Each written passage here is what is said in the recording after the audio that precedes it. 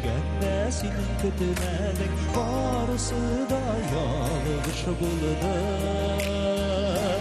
Bere bizi yaratsak da şimdi bilip yanacak da ellendi yazmış buldu. Bere bizi yaratsak da şimdi bilip yanacak da ellendi yazmış buldu.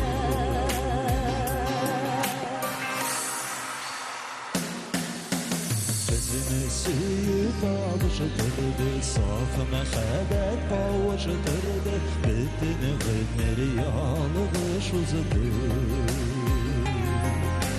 Gözünü sıyıp alıştırdı, saf mehabet bağıştırdı, gönleri tutar sağış bular. Beri bizi yaratsak da, şimdi bilip yanacak da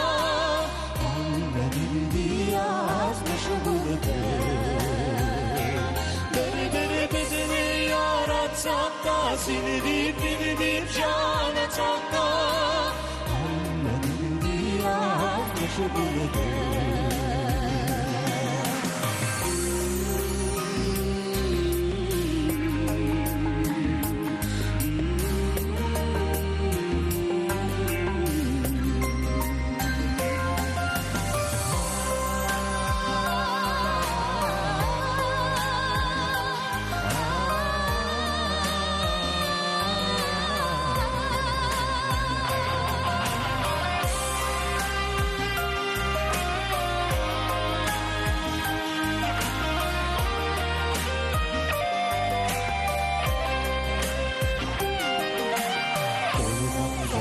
Bitmez nerelerde kalır gönüllerde seni kötüken de yine girmedim.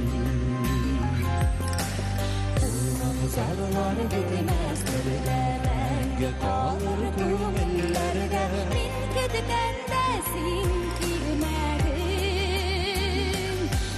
Beri bizi yaratsak da seni bilip yanacak da yazmış buldu.